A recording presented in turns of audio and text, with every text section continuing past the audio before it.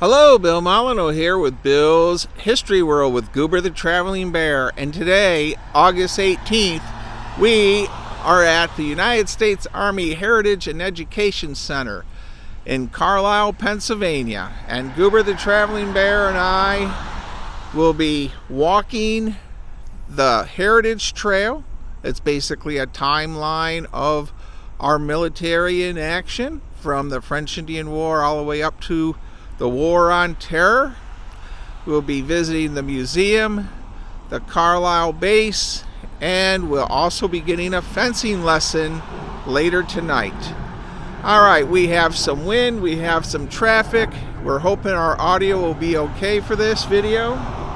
And let's go and explore history and the United States Army and all they've done to keep us free. All right, when you first enter the education center, the first vehicle you're greeted at by the entrance is the Hellcat, the United States World War II tank destroyer. This isn't quite a full tank because the top of the turret is open. It has lighter armor, it's faster than a Sherman tank, and has a better main gun.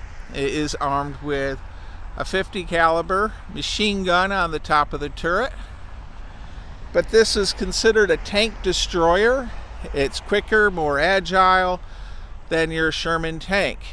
We're going to walk around it a bit.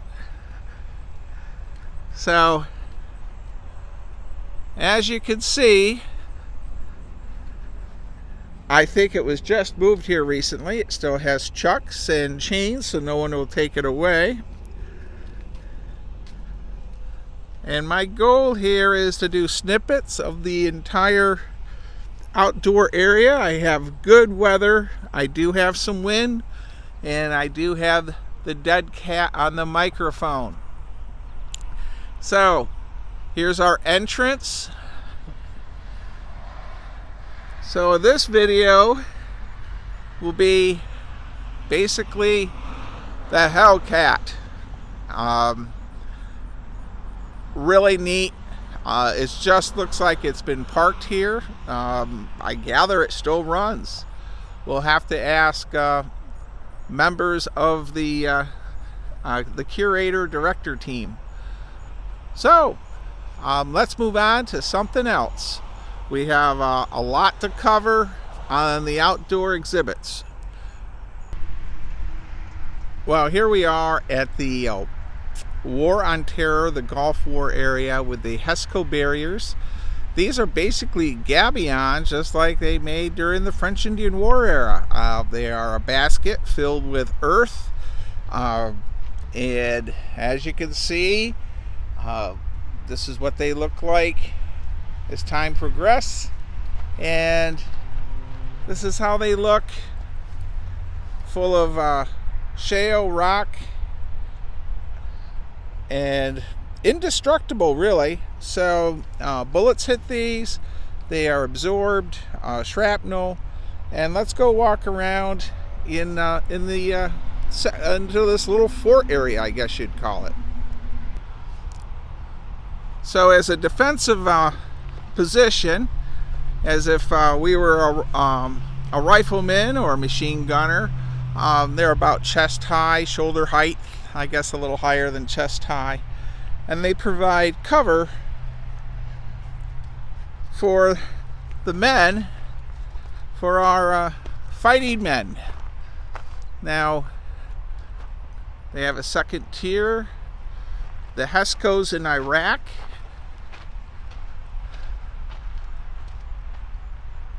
Very interesting how these are produced, filled with dirt, sand. So we'll continue down our path.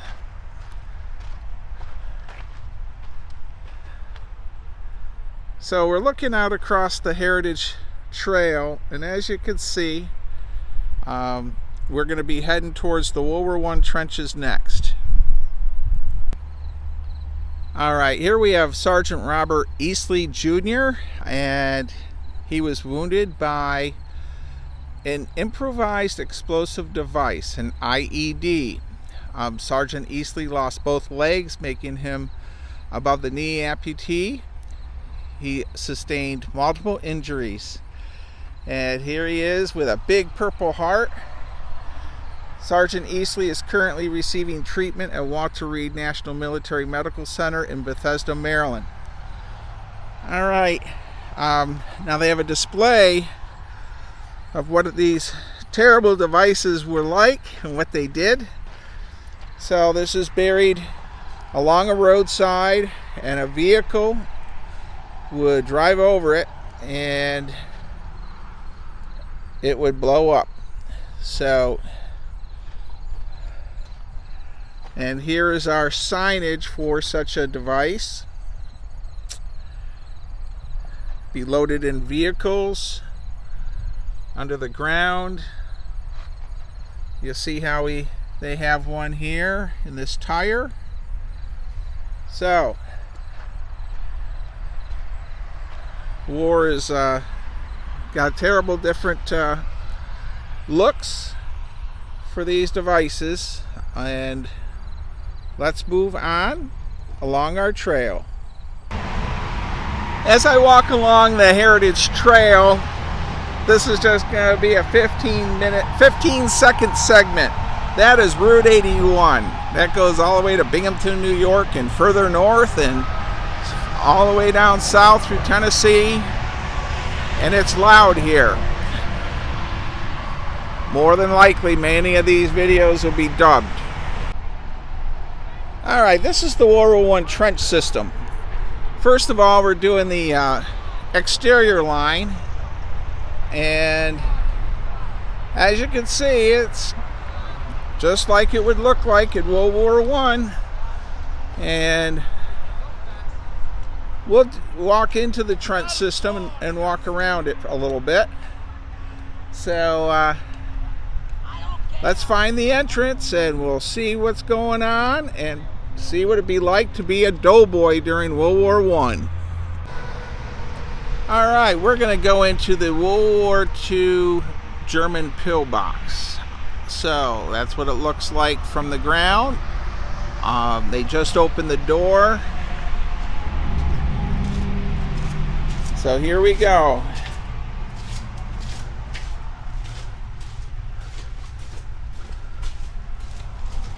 I hope you're enjoying this. So if you were, let's say, in Normandy during World War II, this is what you'd be seeing. So here we go into the pillbox, and very interesting. Big concrete building. So you'll see the gun slits. I'm going to say these are racks to sleep in, rest, or put your equipment on. We have a staircase of 3 stairs. And of course, we're going to go up and take a look through a viewport here. And we have one there. So our pillbox probably would be armed with a couple machine guns. And there you can see where we would be defending. This port would be defending the entrance. And these would be interlocked, of course. So it's a very, very neat display.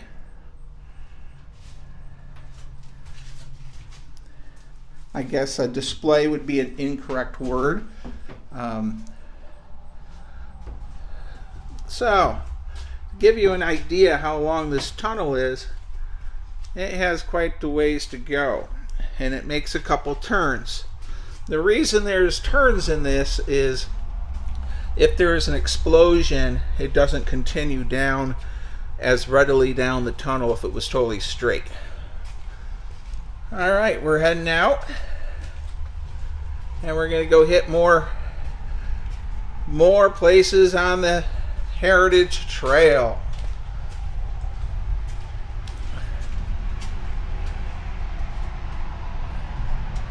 And we exit the bunker. And we're going to go directly across the street.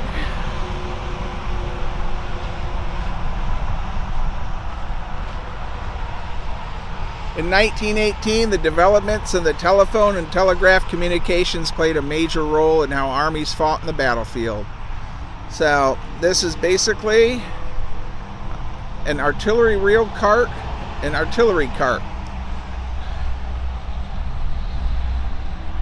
Very nifty. All right. Well, we're going to go into the World War I trench system. And hopefully I won't interfere in the combat duties of the young men and women that are here for their summer camp. So, now this is a communication trench, I believe. Got a little Dougie out here.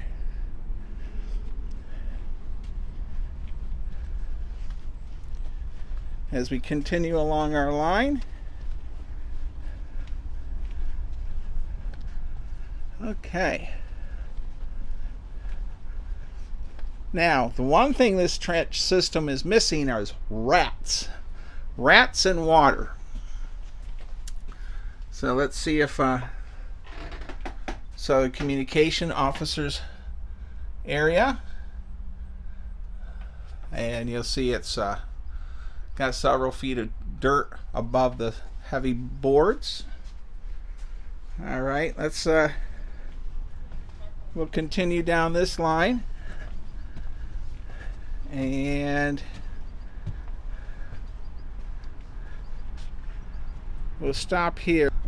All right, we're picked back up, and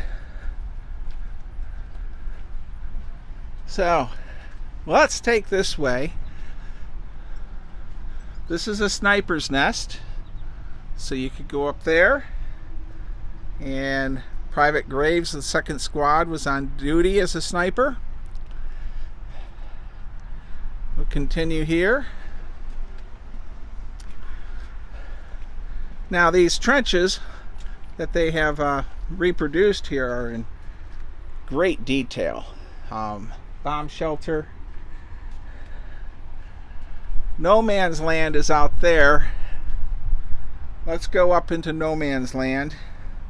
So for those of you that aren't into World War I, this is what no man's land would look like. And so there we have the German bunker and barbed wire, and in between you would climb out of this trench and try to get through the barbed wire after normally a heavy artillery barrage. And World War I was horrible. I knew a World War I veteran, Mr. Frank Gorgel. He was good friends with my father, and he was a interesting fella and told me a couple stories of World War I, but more or less he really didn't want to talk about it. All he kept saying was there's a lot of mud and rats. Alright, we'll stop it here and check out some more areas of the trench. And here we have another room underground, and you'll notice the timbers. And so if we were to be shelled, we have dirt above us, heavy timbers, and once again the walls are slanted, by the way. They give us some extra support than straight up.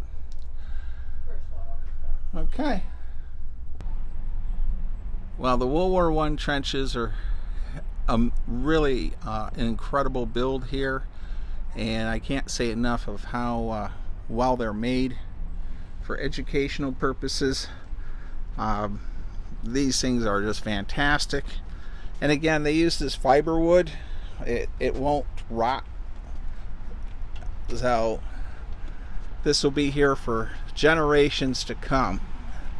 Alright, let's go on to our next exhibit. Alright, we are at the Vietnam Fire Support Base.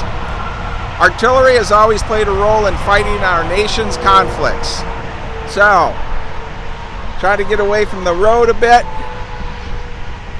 This is a Vietnam fire base for artillery support.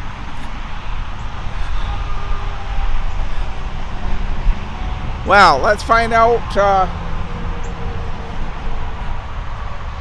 This is the 105 millimeter towed light howitzer. 3 rounds a minute, 12,200 yards.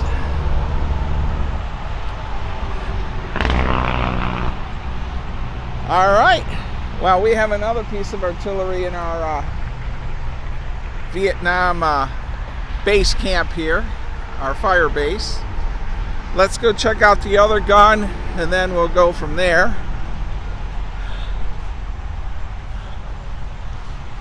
.105 millimeter towed light howitzer, can be transported by a helicopter.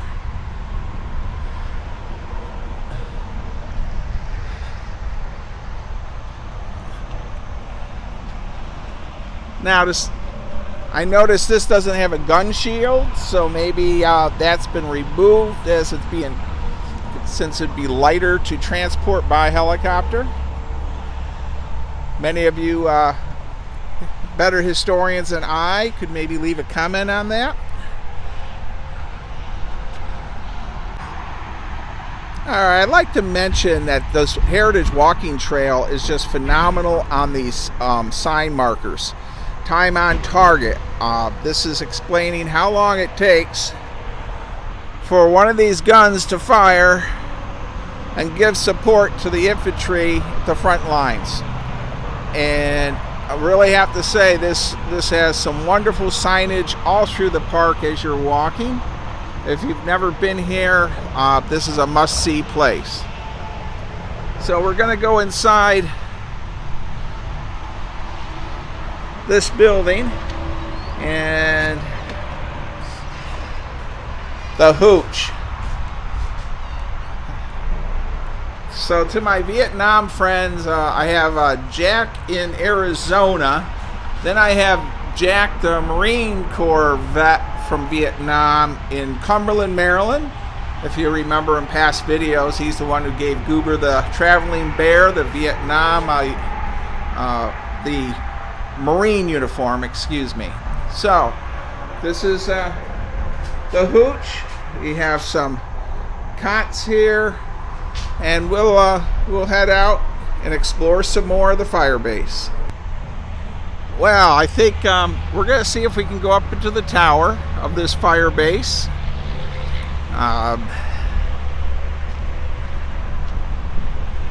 So let's head up the stairs. And again, all of these exhibits are first rate. I noticed the lumber they're using is that non-degradable lumber that will last forever. So here we are at the tower of the fire base, and very cool. You can see the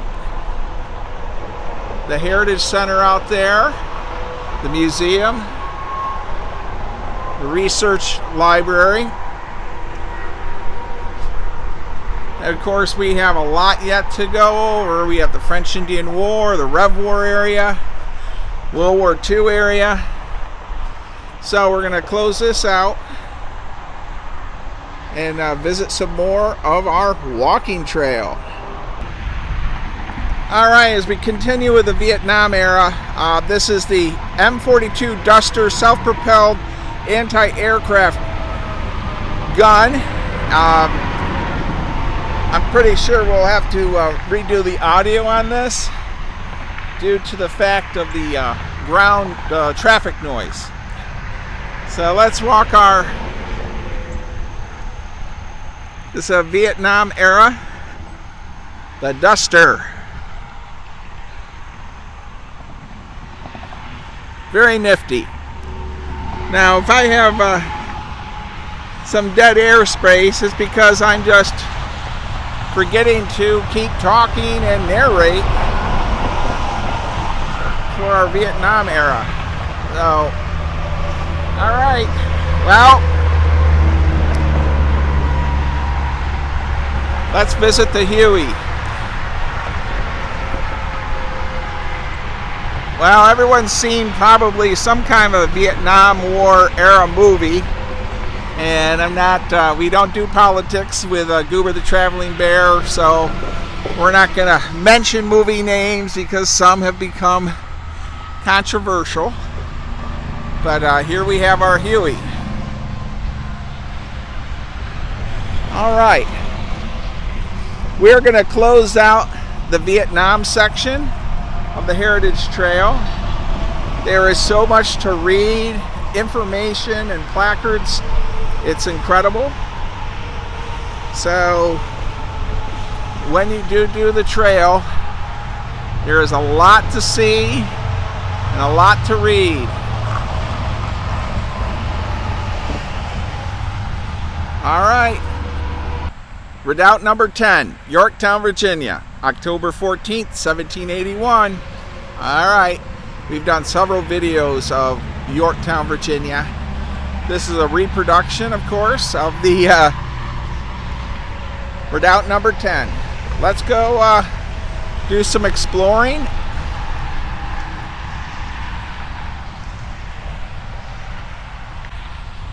All right, I have the audio on. We're walking in around Redoubt number 10. I highly doubt this audio will be usable, but let's see what happens. I'm sitting right on Route 81. So the Americans had to take the one redoubt and the other one, the French. Besides getting through the crazies, the pointy sticks here, they had to chop through those,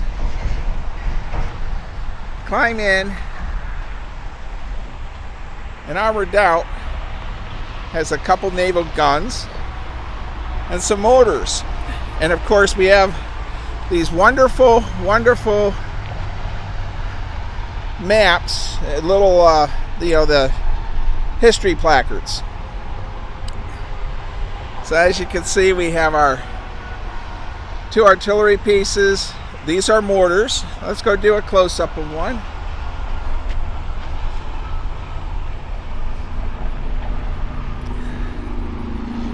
So these here will lob a shell. And I've gone over a lot of artillery at Fort Ligonier and Fort Ticonderoga. And we will go up here to this naval gun.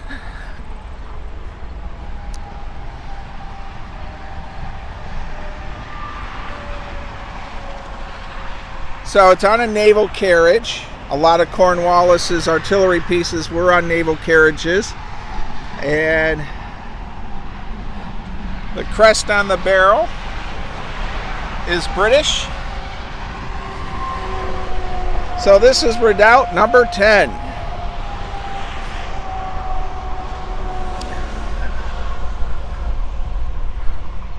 Let's take a look on the downside.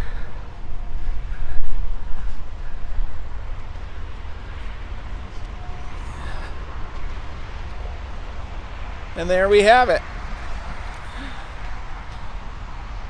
So,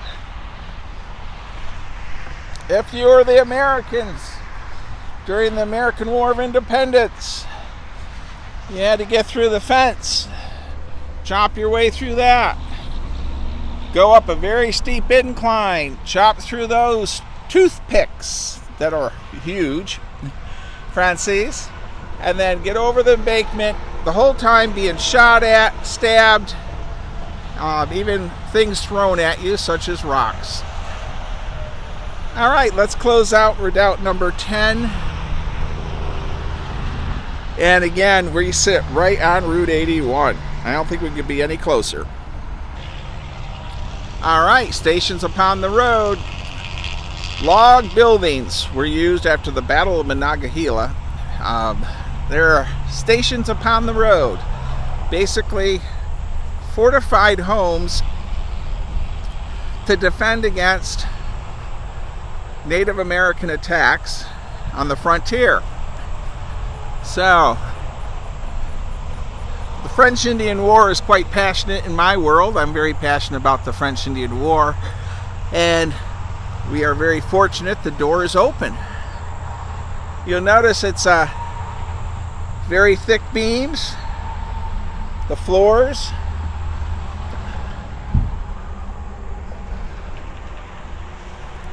It's garrisoned. So up top, you'll see how they have supplies, probably ammunition, gunpowder. A person could even sleep up there. So in here, we have our large fireplace. And then, of course, we have beds. We have bunks. Very, very cool. And again, these timbers are huge. It's all it's just so neat to see displays like this. All right, we're walking down the trail some more. I got different directions to go. We have left and right. Here is some signage regarding smallpox, the scourge of the 18th century. And I cannot say more about how many historical sign markers they have on this heritage trail. It's just a wealth of information as you walk the trail. All right, we're coming up to a French Indian War style blockhouse, Revolutionary War, and let's go check out the placard. A Century of Protection, the blockhouse in America. 2nd U.S. Artillery, Daniel Cushing, noted in his diary February 16, 1813, that the men placed one 12-pound cannon in the lower blockhouse. So, here's another information marker, placard. These things are awesome. And I'm sure you want to go in the blockhouse. You see it's 2 stories. You have loopholes up there, holes for muskets to go through, or loopholes. And you notice they have a planking here. That's because there'd be a lot of traffic going in and out of the blockhouse and it would get muddy. So, here we are in the blockhouse, and we have a firing step. So these would be, and as you can see, that's what the musket men would see, the riflemen. And there would be a ladder here going to the 2nd story. And once again, these timbers, try to give you an idea, I mean, they're 6 inches thick at least. So there's no way a bullet's going to go through these. And even an artillery shell or artillery ball in this time period, it would have a heck of a time boring its way through these wooden timbers. If you would really need a large caliber artillery piece to penetrate this with sustained fire. So on the frontier, these blockhouses were really fortresses. All right, well, let's go and explore some more along our trail. We have a left loop and a right loop. Right now we're going to go to the left. All right, well, this is a building that represents the Carlisle Forge. This building is a representation of the forge that stood at Washington'sburg, the site of present-day Carlisle Barracks. During the American Revolution, our working forge features a replica of a bellows that is purported to be the original bellows of the Carlisle Forge. The original forge was part of the public works at Carlisle. So we have some pictures, and of course a forge, there's the bellows there. So your blacksmith's in there working away, and I've seen many blacksmiths working on a forge, and I gotta say, with a big huge hammer and then a smaller hammer, they can make gun locks and nails and all kinds of things. It's quite amazing the skill that they had in this time period. And there are some sites such as Williamsburg, Jerusalem Mills in Nottingham, Maryland, that have blacksmiths, and also Yorktown, Virginia. All right, as you see, I have a heck of a lot of walking yet to do. So let's continue on our path on the Heritage Trail. Well, I've been here before, but I've never made a YouTube video, and this is one of my more favorite spots. And as you see, it's just woods, right? Well, let's see what happens when we walk around the corner of the woods. It is a long tom, as I would call them. We have one large cannon. It's a big artillery piece.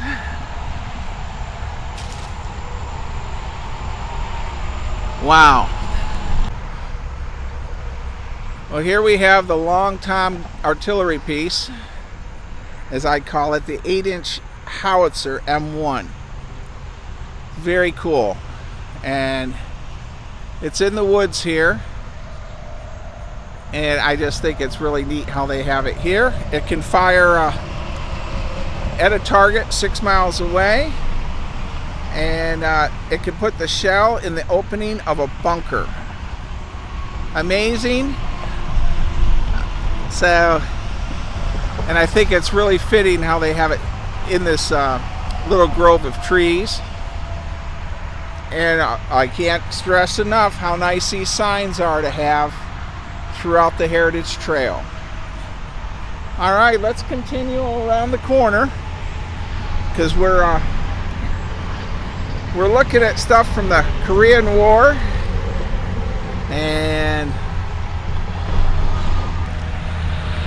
all right, Corporal Eugene C. Rivera. Wow. Another American hero. During the Korean War, I read the plaque quickly. The M-60 Patton Tiger tanks or Stripe of the 6th. They broke through an encirclement of Chinese, North Korean soldiers and were able to rescue the wounded and save an encirclement of American troops. Their tanks were painted in this tiger stripe fashion.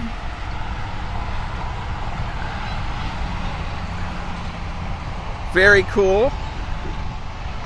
And you'll notice as we progress, our tanks get bigger and bigger as the wars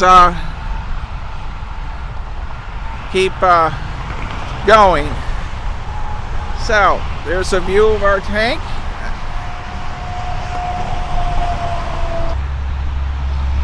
Well, I had to come back. Tigers in support, soldiers of the 3rd Platoon, Charlie Company, 6th Medium Tank Battalion, 24th Infantry Division, received an urgent message on April 25th, 1951. It was from the Rangers of the 8th Ranger Company, code name Old Rose. They were under massive Chinese attack as they provided rearguard security.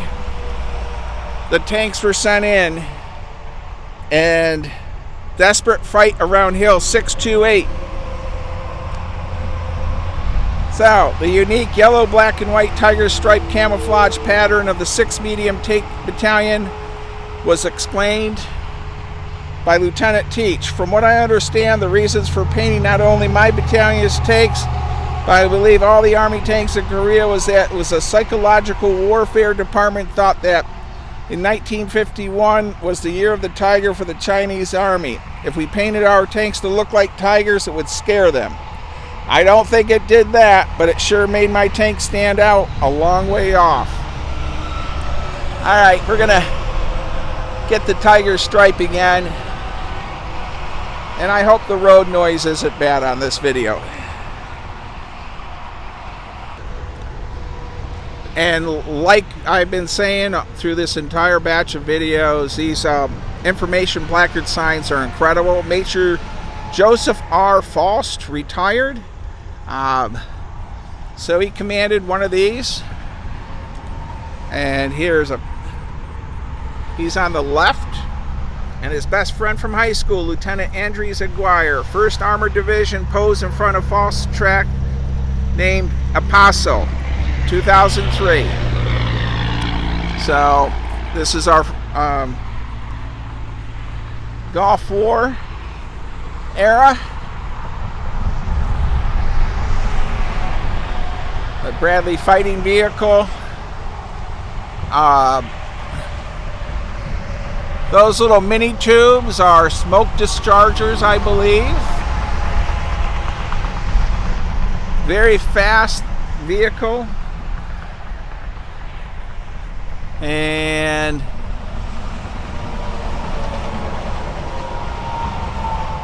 there's the rear hatch. Okay, let's continue our travels. All right, well, as I continue walking, I'm just amazed at the amount of military equipment they have on the Heritage Trail. So here we have the AH-1 Cobra, or Snake helicopter, filled with the Army's need for fast armed escort attack copter. So it has a plethora of weapons. And we'll just walk around it. So we have rocket tubes. We have a Gatling gun down here in a rotating turret. And I'm sorry, but as you know, I'm a jack of all trades and a master of none. I'm going to say that is some kind of a 37 millimeter cannon or 40 millimeter cannon. And I need you guys to leave comments. I just do the best I can. 2-man crew.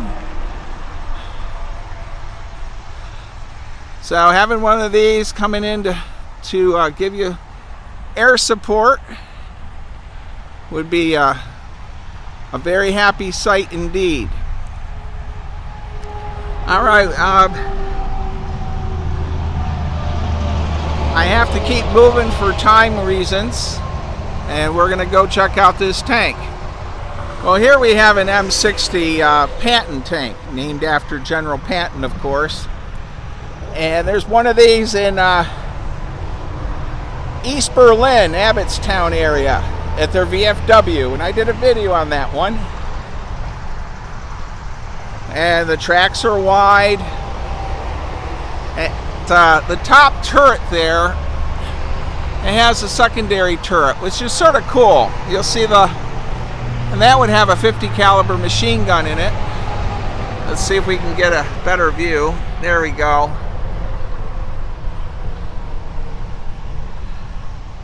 So, a massive tank. I think it's around 60 tons. The placard's on the reverse side. I couldn't hit that with the video due to the sun. But, all right, let's see what we have for weight. So it has a heavy machine gun, a 105 millimeter main gun. It can go 30 miles per hour, 300 mile range. Crew of 4. Weight 107,000 pounds. Okay. Let's go check out our next vehicle. And once again, we have another wonderful information marker placard sign. Private Doug Wallace. He was driver of an ambulance PV2 evacuation platoon. He remained in service. So Doug Wallace remained in service as active duty combat medic for over 30 years, with deployments to Iraq, Afghanistan, the War on Terror. He retired from the Army Sergeant Major June 2022, saving lives. These information placards are wonderful and an honor and tribute to our men and women that have served. Just fantastic. All right. Well, I don't know how many wounded men you could get in this. Maybe 8. And I'm sorry, I'm guessing. But I'm sure if needed, besides inside, less wounded men could probably sit on the roof if it wasn't too rough of driving. I have a lot more to visit, so let's continue on our path. Alright, as I continue my walking trail, we've stumbled upon a Pak 40, I believe, a German artillery piece, an anti-tank weapon, or let's go check it out. It is a Pak 4341, and here's a picture of one in a bunker. 88 millimeter anti-tank gun, the dreaded 88. Quite often you see them with the large platform in the German 88 anti-aircraft configuration with the large shield. And as you can see how it would be in a pillbox. Let's take a look at it a little closer. It's in a weird pea green color. Jack Brendel in Arizona had a name for this, and I've forgotten. So I dabble in everything and I do the best I can. Tires are rubber, and got a gun shield. Very, very cool gun. Of course, the 88 was feared amongst the American and British tank crews. It would slice through a Sherman like a hot knife through butter, as Oddball would say, and Kelly's Heroes.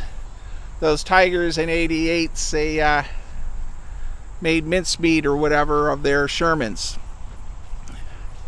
Coming over here, we have an American anti-tank gun. There's one of these near the Walmart in near Gettysburg. So it has a gun shield to protect the crew also. I think it's a 57 millimeter 76, and I'm going to look for the placard to help me out. So painted in olive drab green. The tires have good tread on them, and it looks like it's just been dropped here with wheel blocks. And I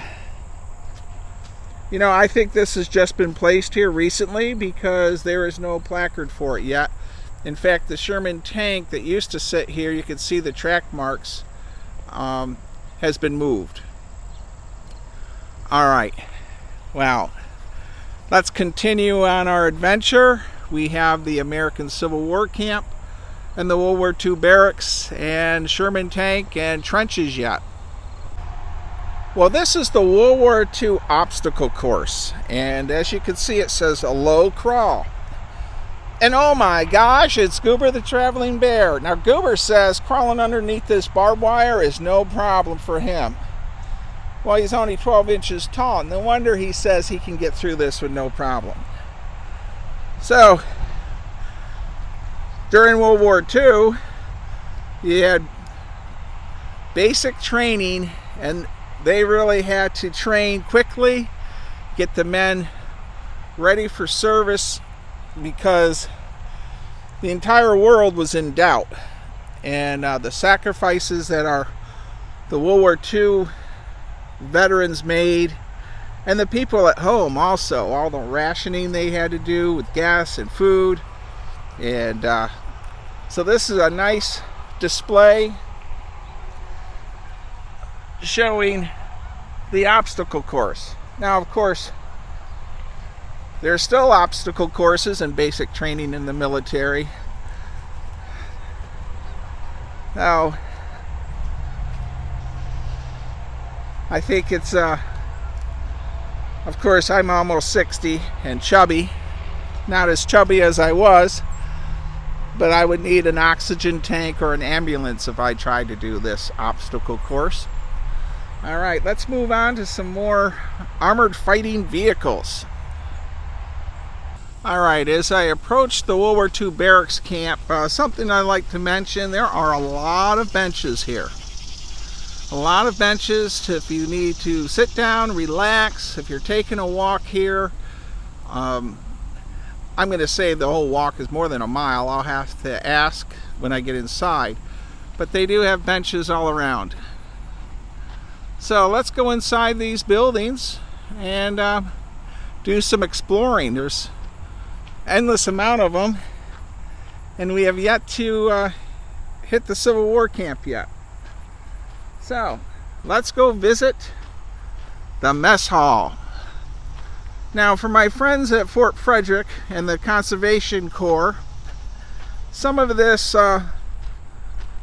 could bleed over, because the Conservation Corps was formed in the 30s, and it was sort of military style at historic sites that they were rebuilding, such as Newtown Battlefield and Fort Frederick. So here we are in the mess hall, and really cool. We have our soldiers here working away, peeling potatoes, and this is just a really neat exhibit of the mess hall. So, all right. Well, I'm just going to let this camera run. So those of you in the military really like this. All right, we're going into Barracks 1, everyone. Barracks 1. And where's the can to kick? So, does this bring back any memories for my YouTube followers out there? How about Andrew Frankel out in the Shenandoah Valley? You were in the Marines. And so here we are in our World War II style barracks. Foot lockers. I mean, just, and then they have the audio visual aids, which are wonderful too. There is so much to see here. So much has been put into this education center.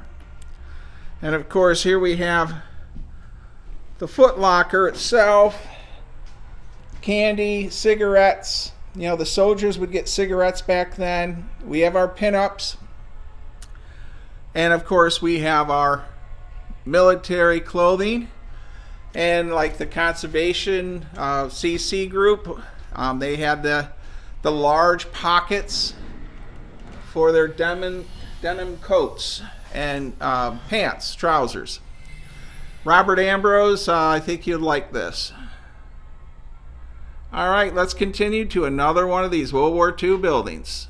All right, well, we're outside doing more exploring here at World War II barracks, and my gosh, look at the signage here. New York, Berlin, San Francisco, Tokyo. They had these in the MASH series on the TV show where they had those kind of signs. So let's go and check out this building. This is where you would be signing up, getting your equipment, getting the orderly room, and they would find what kind of a job was best for you. My Uncle Richard, he grew up on the farm with my father and my other uncles, and he could drive a tractor. So believe it or not, he ended up driving a Stuart tank through North Africa and a Sherman tank during the Battle of the Bulge. And he passed away a few years ago, I think at like 96. So, boy, that captain sure looks grumpy, doesn't he? I don't know. He doesn't look like a very happy officer to me. Okay, everyone, let's go visit another barracks. All right, I think this is going to be our last World War II building. It's the repair shop and motor pool. Wow. This is the repair shop, and it is really cool. In less than 40 years, the Army went from wagons and horses to tanks, jeeps. There's an audio-visual aid running.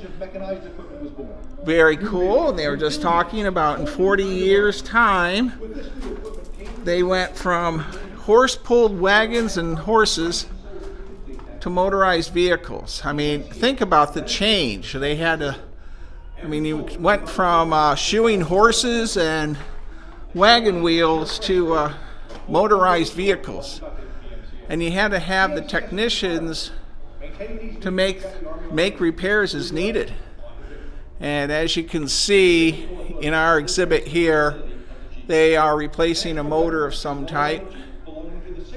And all right, well, like I've been saying since I've been here, a lot to see at the Education Center here at Carlisle. Now, our next position to go to is the Civil War huts. So follow me. All right, everyone knows this tank. Oddball's tank, the Sherman tank. High profile, 4 inches of armor. This one has the short 75mm gun. I believe 50,000 of them were produced.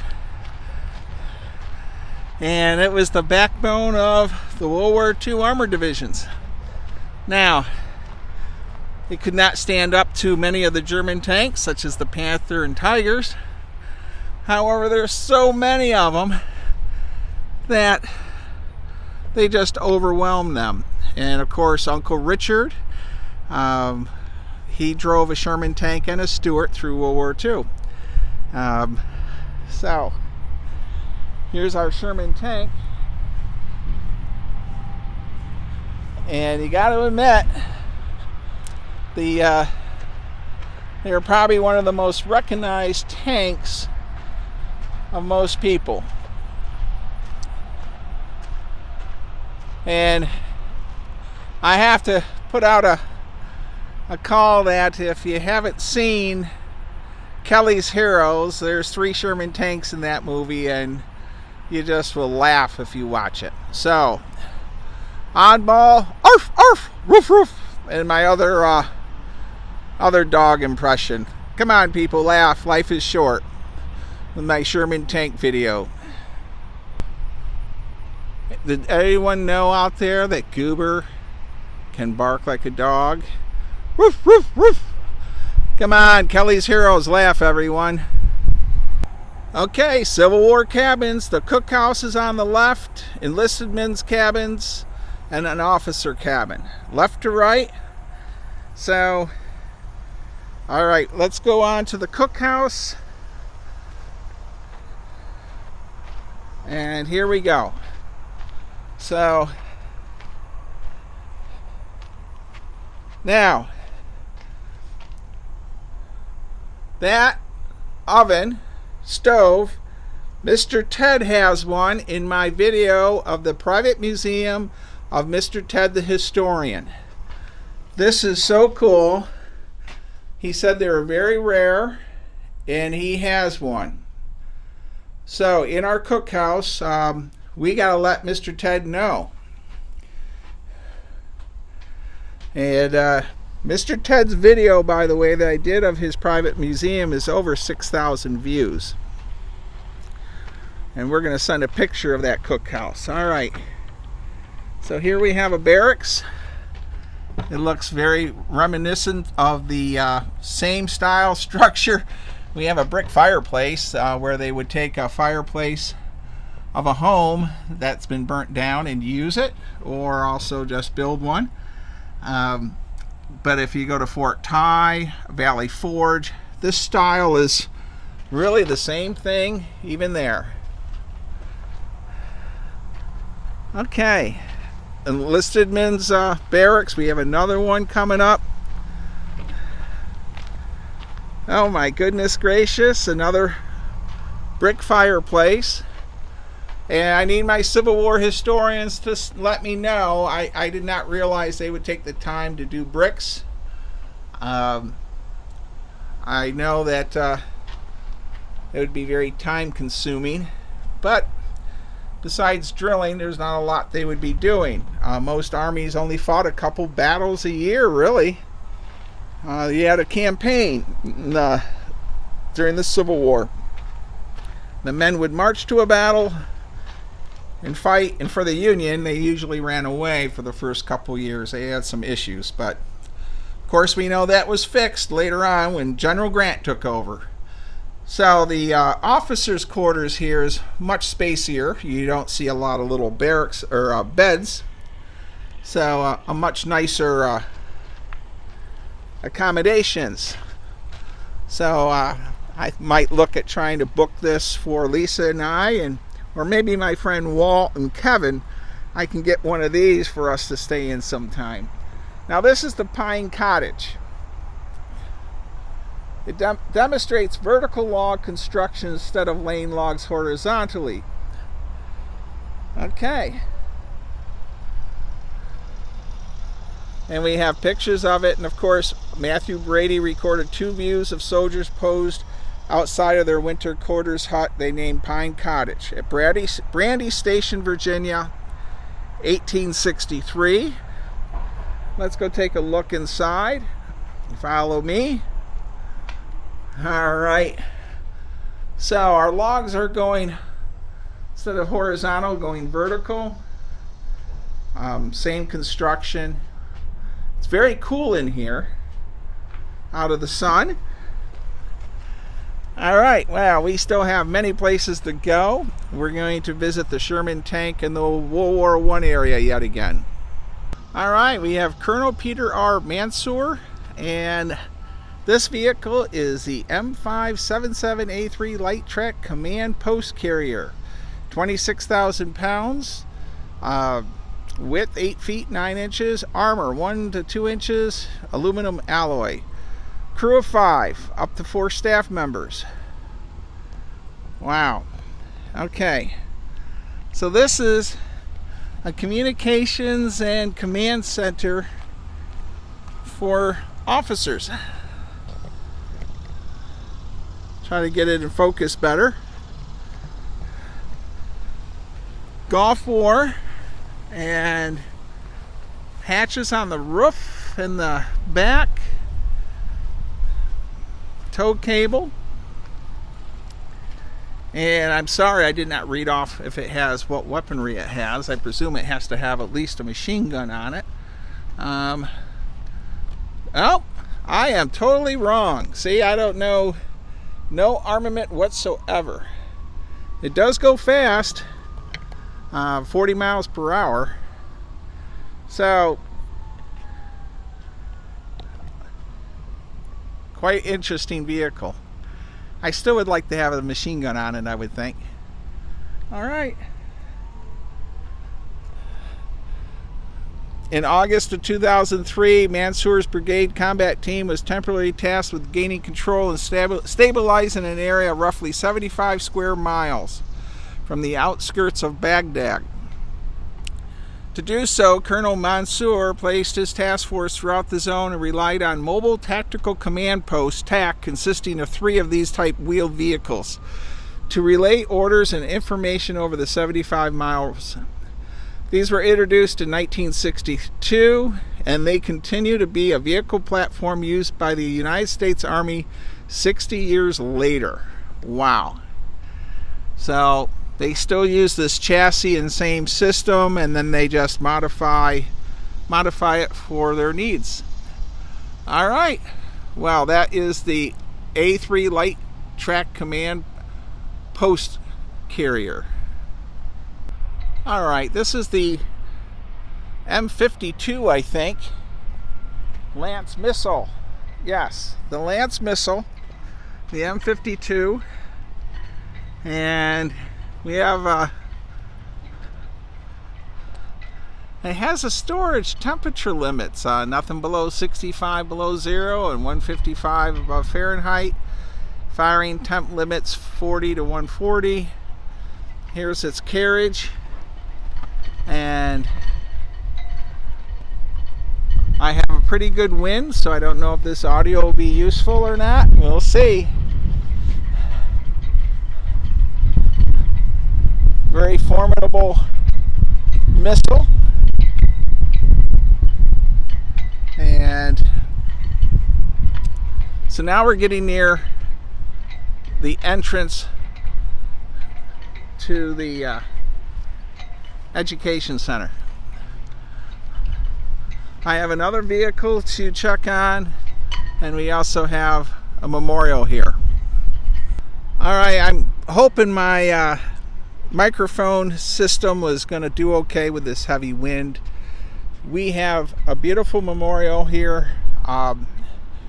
We have memory bricks of our military men and women that have so here is Nathan Woodruff, Tech Sergeant, 35 missions on a B-24 bomber, 506th Squadron, 8th Air Force. I can't do justice with my camera on this, but as you can see, the names are endless here. We have Corporal William H. Rose, U.S. Navy, Vietnam vet. So these memory bricks are just, it's a really nice tribute to our men and women that have served. Okay. And then over here,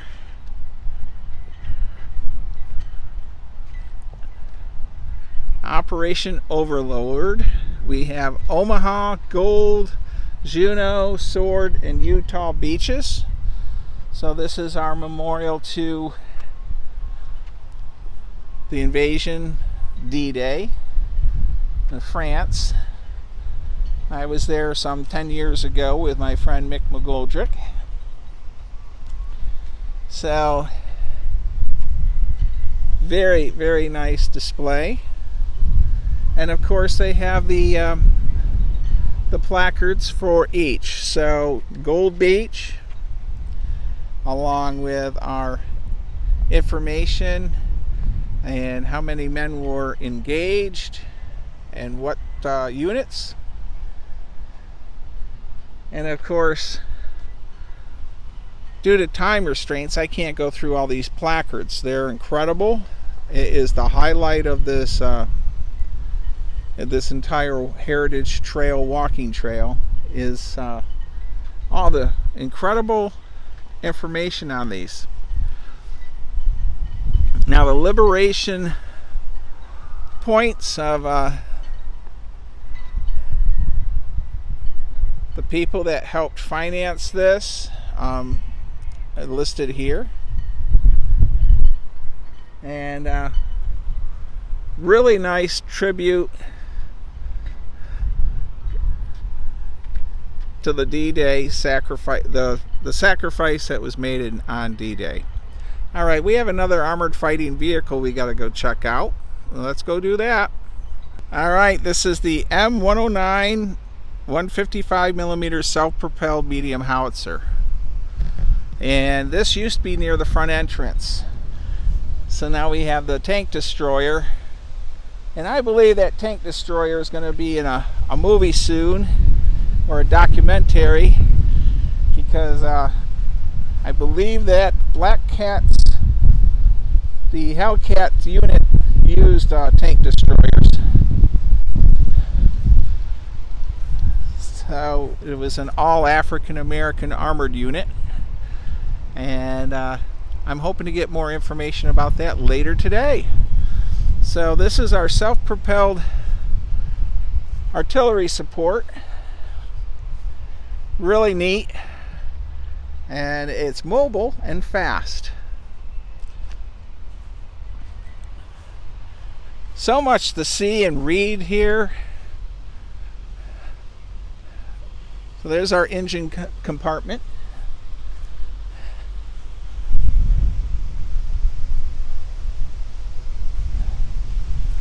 So it has a 155 millimeter cannon and a 50 caliber M2 machine gun. 35 miles per hour. It weighs nearly 30 tons. Crew, they have several crew members, 3 cannoneers, also a driver, a chief assistant, and an ammunition support vehicle. So there's quite a bit to keep this thing running and firing on target. Alright, let's check out some more. Alright, well, this is going to be the conclusion for the Heritage Trail part of my video, and I'm not sure if I'm going to do them as sections or what, but Goober the Traveling Bear says this is a 2 paws up place, and they have a really nice sign saying thank you for visiting and come back again. They have special access for if you need a high curb to get into your vehicle if you're elderly or have a disability. They also have the wheelchair accessible area. So that's about it for now for this part of the video. Thank you. Stay safe, be kind, and be courteous, and visit the Army Heritage Education Center in Carlisle, Pennsylvania, as Goober has also.